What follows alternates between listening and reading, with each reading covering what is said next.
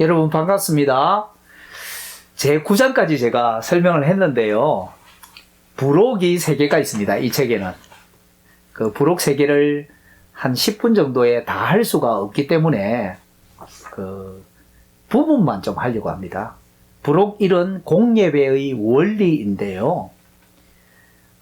저는 우리 교회 성도들에게 이 공예배의 원리를 가르쳤기 때문에 제가 잘해서가 아니라 하나님의 은혜인데요. 우리 교회 성도들에게 평소에 공예배가 무엇인지 계속 가르쳤는데, 물론 그것 때문이라고 무조건 말할 수는 없겠지만 하나님께서 정말 특별한 은혜를 주셨고, 우리 교회는 아직까지 코로나 시대에도 성도들이 결석하지 않고 다 출석하고 있습니다. 제가 잘 가르쳤기 때문이 아니라 예배를 쉴 수가 없기 때문이죠. 이것이 얼마나 귀한 줄 알기 때문에. 공예배의 원리는 6가지를 제가 적어 놓았는데, 여러분 이건 제목만 좀 읽겠습니다. 첫 번째, 예배의 대상은 하나님밖에 없습니다. 그래서 예배 시간에 하나님 외에 그 어떤 것도 칭송을 받아서는 안 됩니다. 두 번째, 예배는 언약적입니다. 여러분, 언약은 일방적인 측면과 쌍방적인 측면이 있는데요. 약속을 주셨다는 점에서, 우리를 택하셨다는 점에서 일방적이고, 하나님이 하시는 부분과 우리가 하는 부분이 같이 있다는 점에서 쌍방적이에요. 그래서 예배는요, 위에서 밑으로 화살표가 있고 밑에서 위로 화살표가 있어요. 예를 들면 헌금 또는 연보는 밑에서 위로 화살표예요. 설교는 위에서 밑으로 화살표가 되겠죠. 그래서 예배는 너무너무 재미있어요. 왜? 주고받고 하거든요. 여러분 만담 아시죠? 영감 왜 불러? 뒷집에 매여놓은 병아리 한 송을 보았어. 이렇게 하면 잘했군 잘했어 이렇게 하죠. 그죠? 주고받고 있는 거야. 하나님과 우리가 주고받고 할 수 있다는 게 얼마나 놀라운 겁니까? 그래서 우리가 하나님께 올려드리는 순서가 있고 하나님 우리에게 내려주는 순서가 있는 거예요. 이게 언약의 교제라는 거예요. 그리고 세 번째, 오직 언약 백성만 하나님께 예배할 수 있습니다. 다시 말하지만 초청된 사람들은 사실 예배자가 아닙니다. 관객입니다.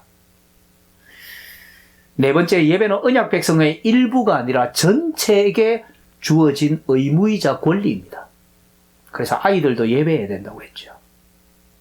다섯 번째, 이렇게 예배하기 위해 특정한 시간과 장소에서의 예배가 필수적이죠. 그래서 여러분, 제가 아까 직분자와 회중이 있어야 되고 모든 성도가 모여야 되기 때문에 시간을 정하고 장소를 정해야 하는 겁니다. 거룩한 장소가 따로 있지는 않지만. 여섯 번째, 하나님이 친히 예배의 방법과 예배의 요소를 정해 주셨어요. 하나님이 정하신 대로 예배해야 돼요. 여러분, 예배에는요, 좀 어려운 말인데 규정적 원리라는 게 있습니다. 이 규정적 원리가 뭐냐면 성경에 규정되어 있기 때문에 우리가 마음대로 바꿀 수 없는 거예요. 예배의 요소 중에 상당수가 규정적 원리에 속합니다. 우리가 마음대로 뺄 수 없습니다. 여러분, 예를 들면 예배 시간에 설교 없이 예배할 수 있습니까? 안 되죠. 그죠? 예배 끝날 때 복의 선포, 예배의 중요한 요소죠. 뭐 이런 예배에 요소들이 있는데 예배의 요소는 거의 대부분이 우리가 함부로 넣었다 뺐다 할 수 있는 게 아닙니다. 그뿐 아니라 예배에는 환경이 있어요. 예배의 환경은 교회가 정할 수 있어요. 예를 들면 오전 예배를 어떤 교회는 10시 반에 시작하고 어떤 교회는 11시에 시작하죠. 그거는 예배의 환경이에요. 이런 것들은 교회가 정할 수 있지만 규정적 원리에 대한 것, 그리고 성경에 하나님이 정하신 것은 성경대로 해야 한다. 이 예배의 원리입니다.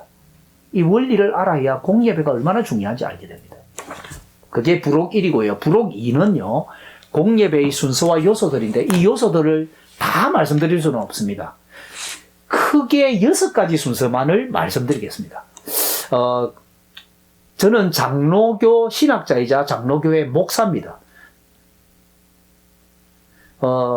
개혁주의 신학자들 그리고 장로교회 신학자들이 예배에 관한 책을 쓴 걸 보면 예배의 큰 순서를 4가지로 또는 5가지로 3가지로 뭐 이렇게 적으신 분이 많은데 대동소이합니다. 저는 6가지로 주로 설명하는데요.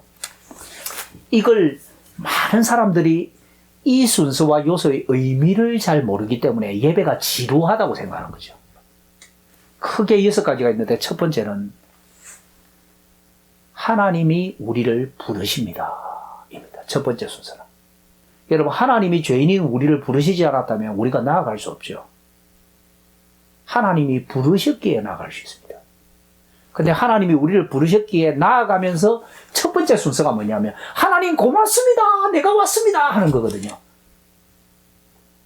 그게 하나님을 부르며 나아가는 겁니다. 예배로의 부름 또는 하나님을 부름이라 하는데 하나님 고맙습니다. 제가 왔습니다. 이렇게 하는 거예요.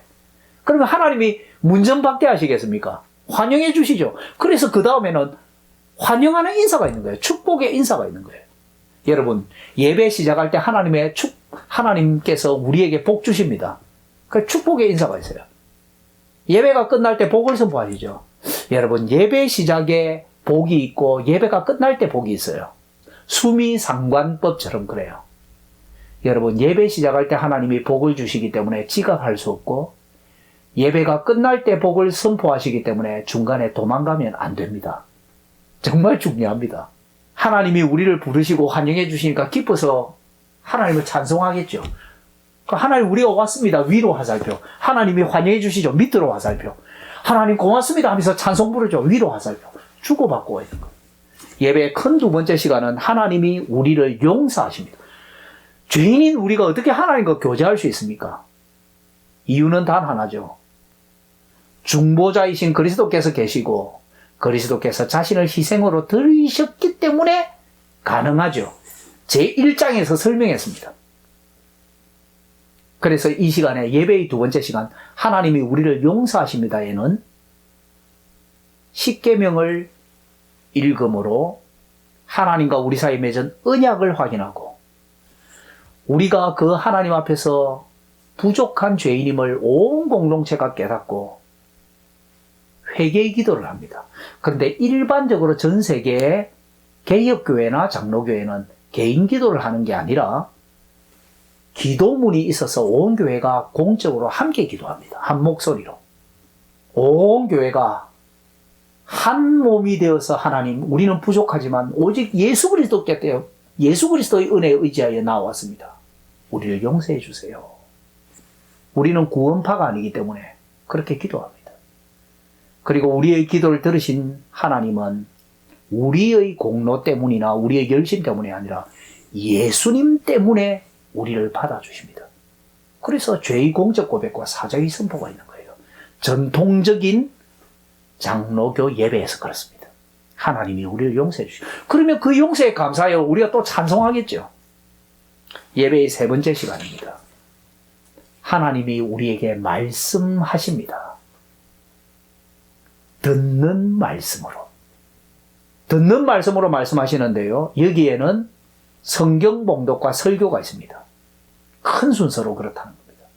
여러분, 일반적으로 우리는 성경 봉독에 익숙하지 않는데 성경 봉독은 설교 본문 외에 다른 본문을 봉독하는 것입니다.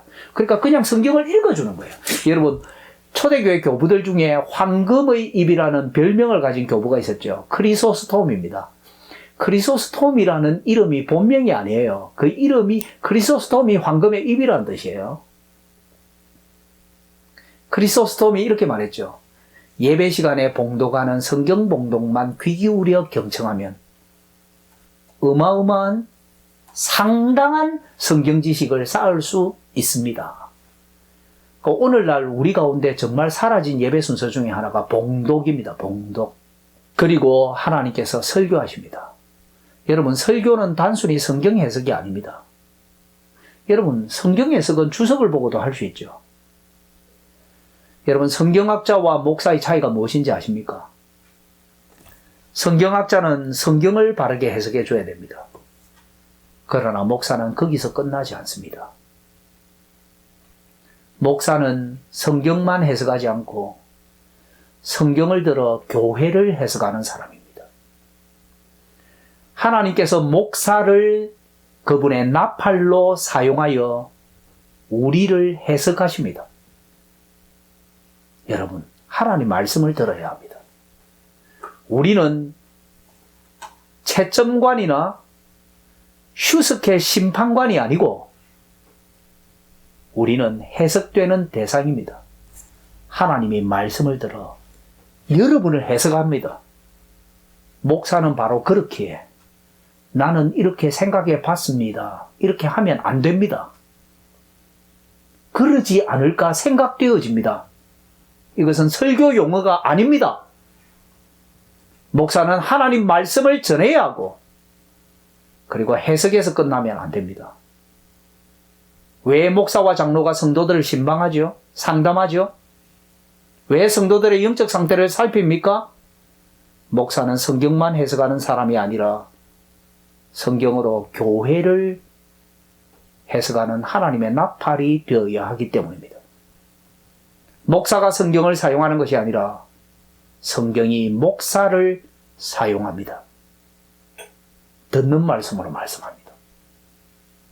예배의 네 번째 시간은 하나님이 우리에게 말씀하십니다. 보고 먹는 말씀으로.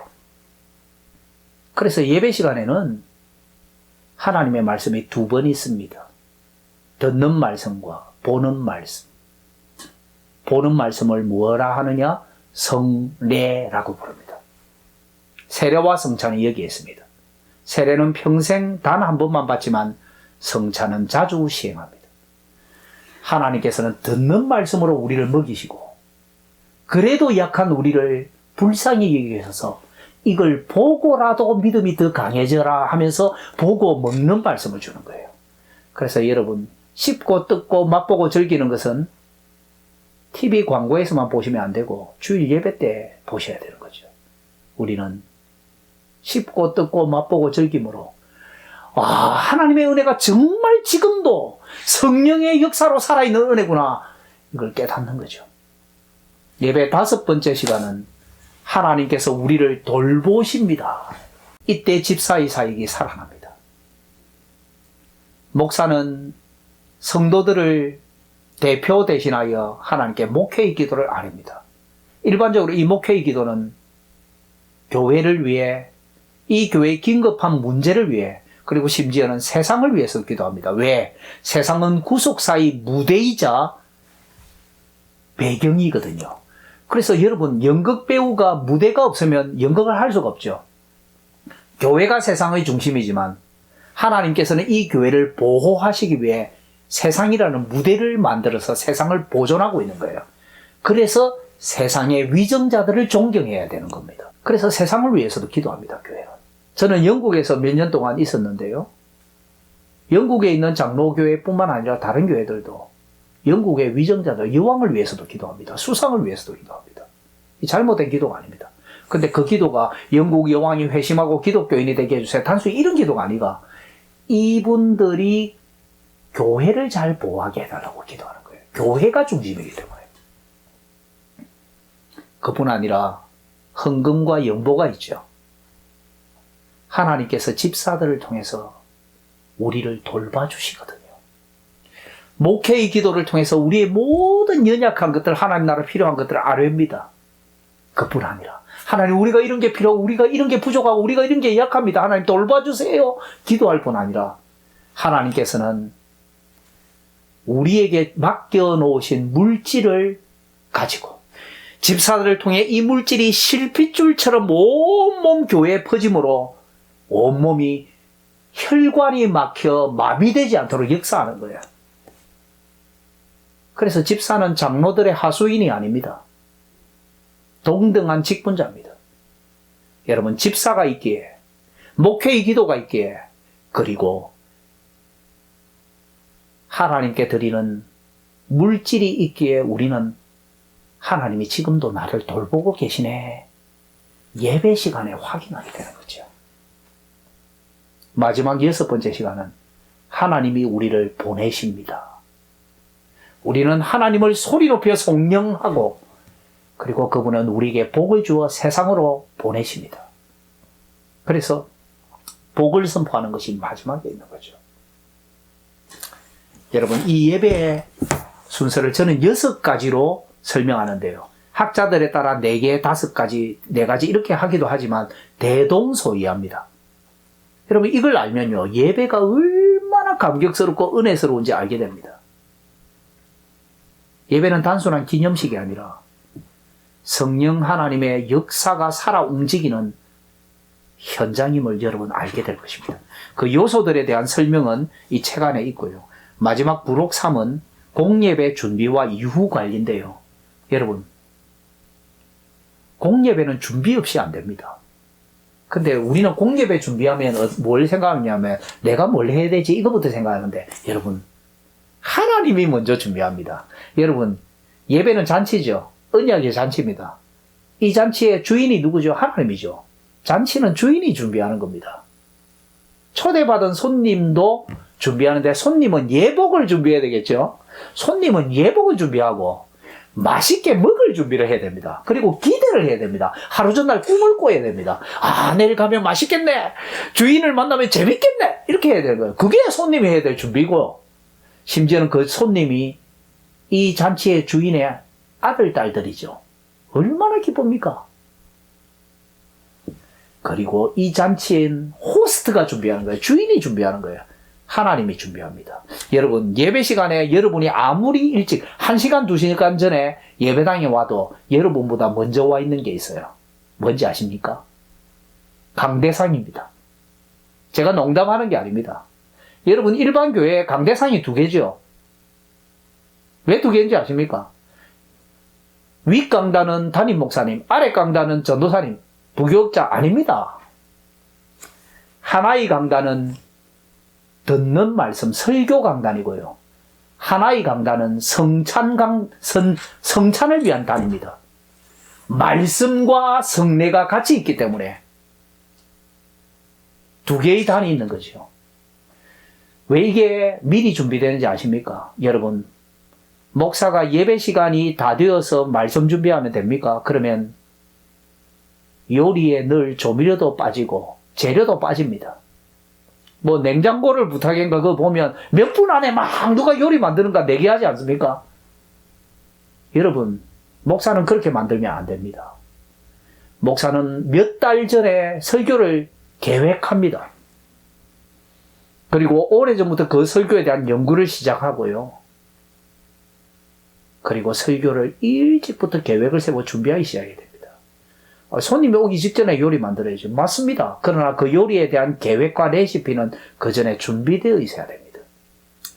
부끄럽지만 저는 30대 때 토요일 날 막 쫓기다 설교 준비한 적이 많습니다.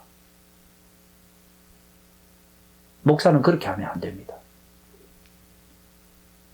주보도 미리 준비해야 되고 말씀에 대한 연구와 준비가 계속 전에 계획을 따라 진행되어야 됩니다. 왜?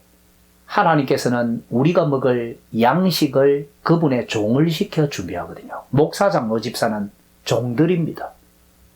장로님들은 예배에 참석할 사람들이 성찬에 어떻게 참석할지를 준비시키기 위해 장로님들은 신방을 해야 됩니다. 신방을 통해서 준비시키는 거죠. 그리고 예배가 끝난 뒤에는 사후 관리를 합니다. 장로님들이 신방하면서 뭐 해야 되는지 아십니까? 설교를 잘 듣고 이해했는지 확인해야 되는 거예요. 어떻게 적용하는지 확인하는 거예요. 집사님들은 낙심하고 지친 사람들이 낙심하여 예배에 이번 주는 난 못 가겠어. 이렇게 못하도록 하는 거예요.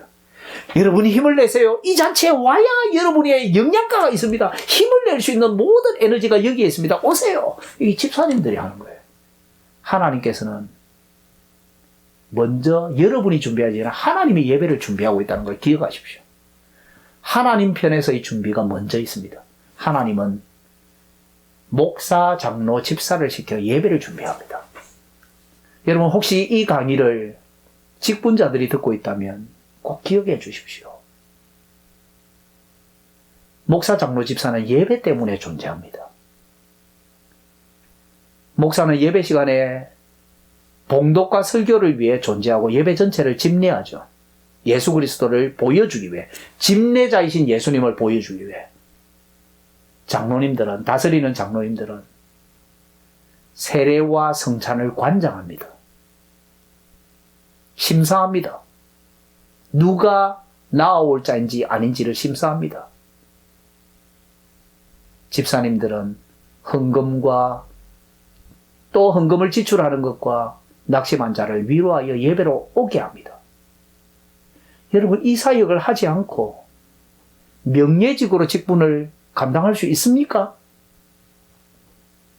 그리고 직분자를 비판만 하시는 분들 기억하십시오. 여러분, 그 비판의 정죄의 손가락이 언젠가 여러분에게 돌아올 것입니다. 여러분이 그런 직분자가 될 꿈을 꾸십시오.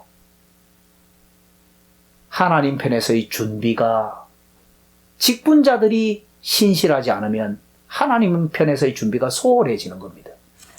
그리고 인간 편에서의 준비가 있는데, 여러분 아까 설명했습니다. 가능하면 토요일에는 가족끼리 모여서 주일 설교 본문을 미리 읽고 오는 게 좋습니다. 물론 주일 설교 본문을 모르는 그런 분도 있는데, 만일 가능하다면 주일 설교 본문을 미리 알려주는 게 아주 좋습니다. 그렇게 안 하는 교회를 무조건 비판하지 마십시오. 안 한다고 해서 무조건 잘못했다 하시면 안 됩니다. 저희 교회, 제가 목회하는 교회는 토요일에 설교 본문과 주제와 대지, 그리고 설교 본문을 어떻게 하면 이해할 수 있는지 질문을 미리 보냅니다. 그리고 예배 시간에 부를 찬송을 미리 다 알려줍니다. 토요일 날 준비하고 옵니다. 어린아이들도 이 찬송을 익숙하지 않아서 못 부르면 안 되지 않습니까? 신앙의 가장은, 각 가정의 부모는 이걸 준비시켜야 됩니다. 토요일에. 아이들이 예배 때 떠들었다고 꾸중만 할 것이 아니라 그렇게 준비시켜보면 아이들의 예배 태도가 완전히 다릅니다. 여러분. 인간 편에서의 준비가 있죠. 그리고 마지막에 사후 관리가 있는데요. 직분자들이 예배 끝나고 정말 이 말씀을 제대로 이해하고 예배를 잘 드렸는지 사후 관리를 합니다. 자세히 설명하지는 않겠습니다.